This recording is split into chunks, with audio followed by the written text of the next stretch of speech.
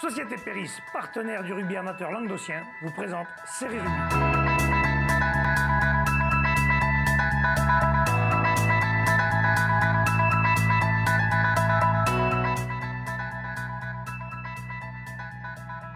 Bonjour mesdames, messieurs, bienvenue à Fédéral Rugby, votre émission sur les fédérales en Languedoc, avec mes chroniqueurs. Bonjour Babe. Salut. Bonjour Michel. Salut Alex. Bonjour Pierre. Salut Alex. Et bonjour Bruno, j'allais t'appeler Fred encore. Ça m'appelait Fred, je sais pas pourquoi tu On a dû te le dire dans l'oreillette, non? Ouais, dans l'oreillette, on me dit que les conneries maintenant. Dans l'oreillette, ça y est, on passe un cap, messieurs. C'est pas un cap, c'est une péninsule, non? Bon, Michel, t'es prêt? Vous avez vu des beaux matchs ce week-end? Ben ouais, écoute, il n'a pas fait très beau par chez nous, mais malgré tout, il y a quelques matchs qui se sont joués. Et, ouais, il y a Servien en bougeant contre Rivesaltes Montpasse qui a été annulé, et Palavas-les-Genêts, Fleury-Salle-Coursan. Peut-on à ces deux équipes de récupérer leurs blessés pour le prochain match, non? Ouais, non, mais il a vraiment plu, quoi. On a vu l'état des terrains, c'était plus des maracanards que... Ouais, il y a des piscines olympiques un peu partout. C'est ça, ouais. À Servial, la veille, il y avait eu le cadet et les juniors qui ont joué, donc je pense que le terrain avait pas mal chargé. Oh, et du fait de la ça devait être joli déjà la veille. Voilà, donc du fait de la pluie par-dessus. Nous, il a fait très beau dans le Narbonnais, si ça vous intéresse. Non, Bruno, en fait, ça ne vous intéresse pas. Allez, messieurs, on passe à la Fédérale 3, la poule 11. Se sont joués les matchs suivants. Pézenas recevait Vendres-Lespignan, victoire de Pézenas 22-12. Thuir recevait Plage d'Or, victoire de Thuir 30-10. Jacou recevait l'Aviron Gruissanais, victoire de l'Aviron Gruissanais 29-6. Et Côte-Vermeil recevait Sijan, victoire de Côte-Vermeil 23-13, Bruno. Oui, 23-13, donc Sijan la Nouvelle a vendu chèrement sa peau, puisqu'il menait encore à la 50e. Côte-Vermeil a vraiment dû s'employer, mais bon, on a fait la différence Sijan baissant de pied physiquement un peu en fin de match. Dommage parce que cette équipe dans un match arrosé où il pleuvait beaucoup, donc voilà. Mais Sijan pour la Nouvelle, c'est vraiment accroché. Et bon, c'est de bon augure pour la suite. Ils avaient bien fini l'année, et là c'est dommage, le point de bonus défensif n'aurait pas été volé. Ouais, d'accord. Allez, on passe au match Thuir contre Plage d'Or. Mais là, c'est Michel qui était. Grosse victoire de Thuir 30-10 quand même. Ouais, mais justement, on s'est exilé chez les Catalans parce que là-bas il faisait plus beau qu'ici. Mais justement, nous avons la réaction de l'entraîneur à la fin du match. Donc on se retrouve donc à la fin de ce match où Thuir recevait RCPO et s'est imposé 30-10. Donc je suis avec Alexandre Pêche, Nicolas Majorel le capitaine et Harry Alejandro l'entraîneur. Donc je vais commencer avec Alexandre. Alexandre, c'est toi qui as un peu débloqué tout ça avec ces deux premiers essais marqués en ce début de deuxième mi-temps. Le deuxième après une course de 80, voire 90, même peut-être 120 mètres à la fin, non? Le terrain faisait à peu près 150 mètres, je crois. Les fêtes ont été longues et ça s'est ressenti. Ouais, on a vu que c'était compliqué, mais attendez, écoute, tu y allais jusqu'au bout et on a senti que vous avez un petit peu assommé cette équipe de RCPO là, ce début. Nicolas, une équipe de RCPO assez puissante quand même. Très puissante, on a galéré en première mi-temps, ça a été dur, on n'a pas réussi à mettre notre jeu très bien en place. Et puis à force de serrer les dents et d'agressivité, on a vu qu'en deuxième mi-temps on est rentré motivé, on les a agressés et on se crée deux occasions, on marque deux essais en 10 minutes en deuxième mi-temps. Et du coup ça a un peu débloqué les choses et l'agressivité a fait que c'est allé un peu mieux en deuxième mi-temps.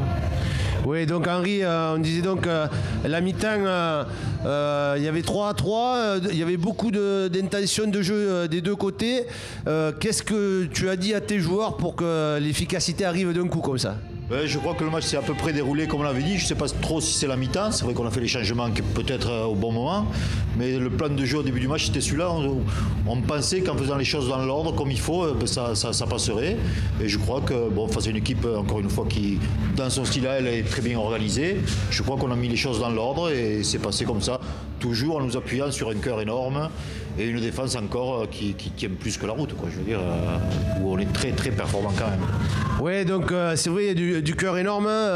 Alexandre, derrière, donc vous devez quand même vous régaler parce qu'on voit que ça envoie beaucoup de jeux et on a senti beaucoup de fluidité dans votre jeu quand même. Ouais, voilà, donc à la mi-temps, on a demandé aux mecs de libérer beaucoup plus propre le ballon, d'écarter plus le ballon de la zone de ruck.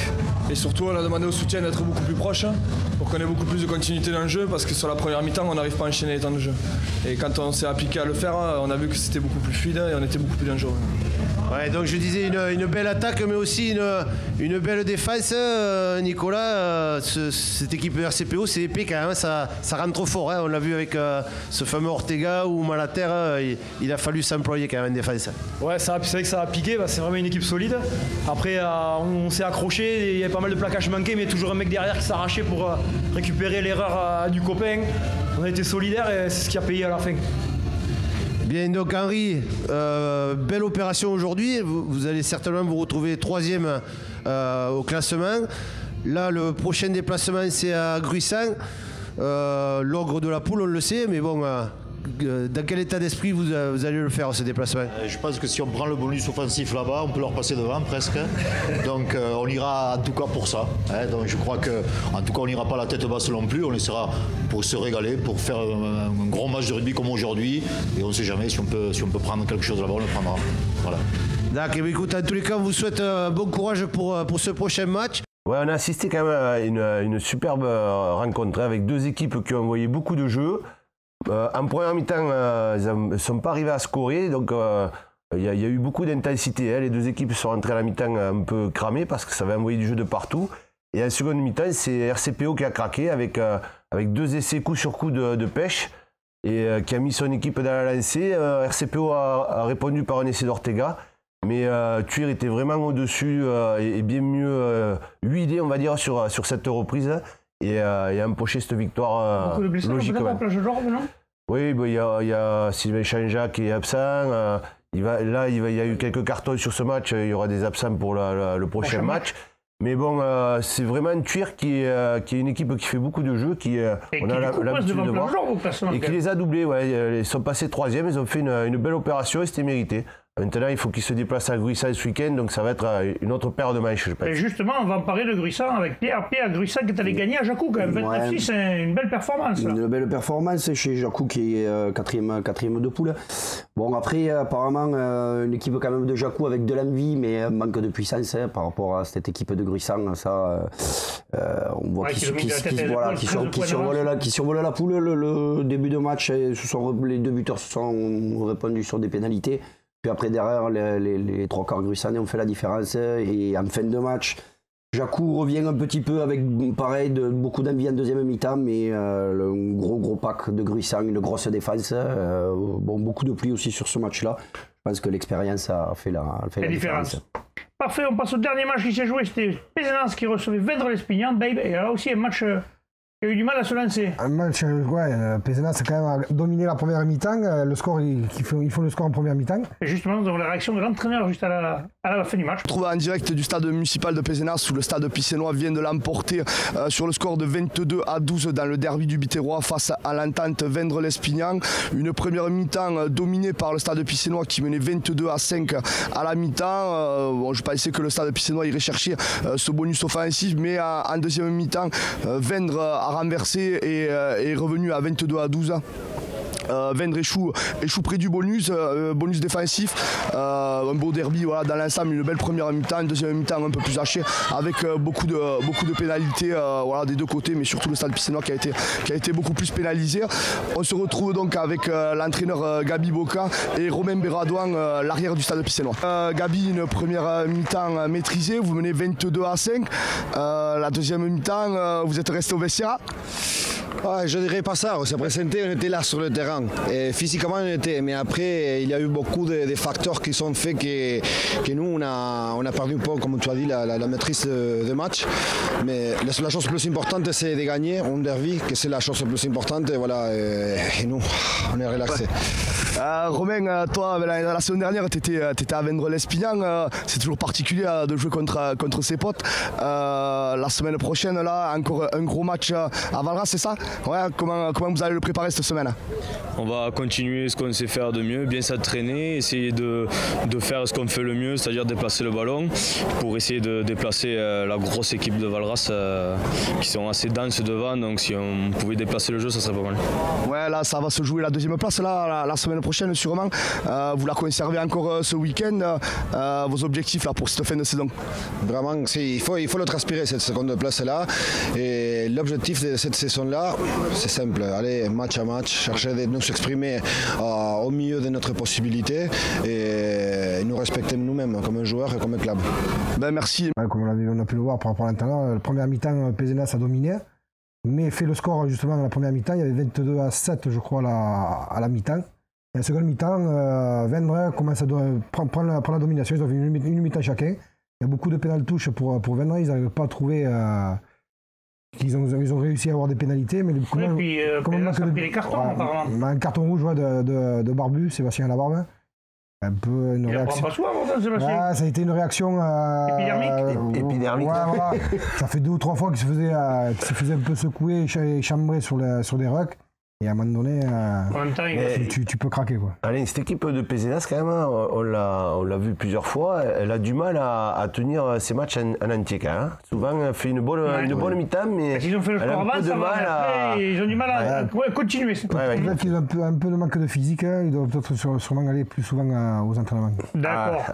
On va vous annoncer c'est lui qui l'a dit, hein, c'est pas nous. Hein. On va vous annoncer les matchs qui vont se dérouler la semaine prochaine. C'est Plage d'Orbe qui recevra Pézenas, ça se jouera samedi, ça c'est le gros choc. Aviron Gruissan et Thuir aussi, les 4 premiers se rencontrent en fait. Plage d'Orbe, Sijan-Parnoël qui recevra Jacou, Bompas recevra Côte-Vermeille, Fleury-Salcoursan, Servien-Bougeant et Palavas-les-Genêts, Vendre-l'Espignan. Et on ira justement les voir Palavas à cette réception de Vendre-l'Espignan. Ah, parfait. Allez, maintenant on passe à la poule 12 de Fédéral 3 où nous avons qu'un seul représentant, c'est Kian. Kian qui a perdu la maison, Pierre. 19-15. Ouais, mes amis Kiané qui a encore un peu de la difficulté cette année. Saison longue. Vraiment, ouais, cette année c'est une saison qui va être longue. On va dire que Nègrepoli était venu pour chercher la victoire et pour chercher les premières places. Et Kian jouait pour ne pas perdre.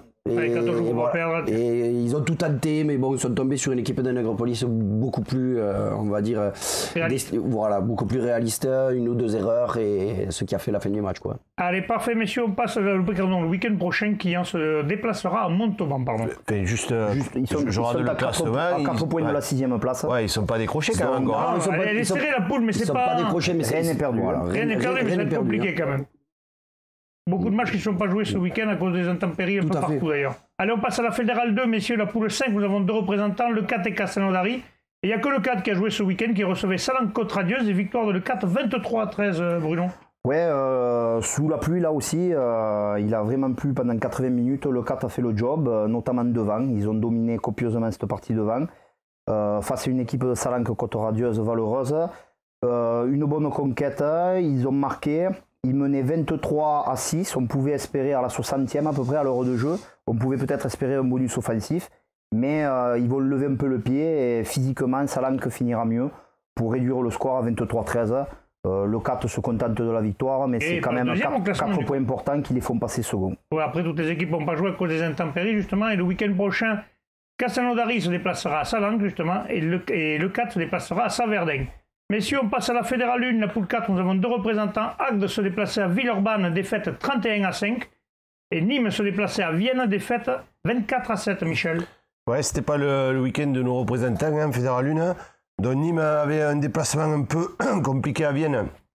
Vienne était 4e et donc voulait raccrocher un peu les wagons.